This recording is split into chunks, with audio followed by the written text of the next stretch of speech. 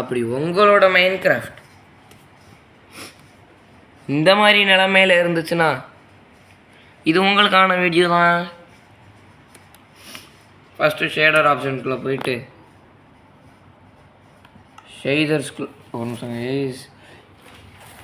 Okay, first shaders ஆப்ஷனுக்குள்ளே போய்க்கோங்க. அதுக்கடுத்து உங்களோட இதுக்குள்ளே போயிட்டு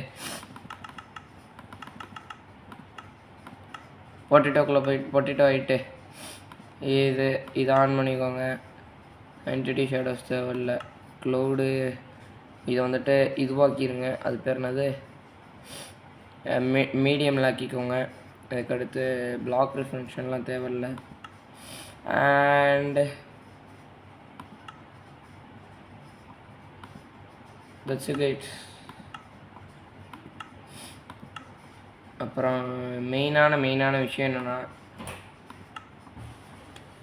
இந்த அட்மாஸ்ஃபியருக்குள்ளே போயிட்டு ஃபாக் ஆஃப் பண்ணியிருந்தாங்க. ஸோ நான் அட்மாஸ்ஃபியரிக் ஃபாகை இதில் வச்சுருக்கேன் பாருங்கள்.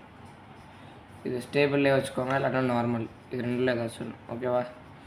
ஓகே, இப்போ டன் கொடுத்தீங்கன்னு வைங்களேன். ஒரு நிமிஷம் கொஞ்சம் லேட் ஆகும் மக்களே. இப்போ பார்த்தீங்கன்னா லைட்டாக ஸ்மூத்தாகவும் இருக்குது. So 41 FPS. So thank you for வாட்சிங் திஸ் வீடியோ.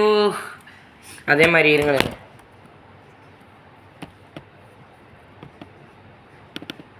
இப்படி பண்ணிவிட்டு இப்படி வச்சோம்னீங்களேன், ஈஸியாக 48 FPS 52 FPS கிடைக்கும். ஸோ தேங்க்யூ ஃபார் வாட்சிங் this video guys. Thank you for watching this video. Bye bye.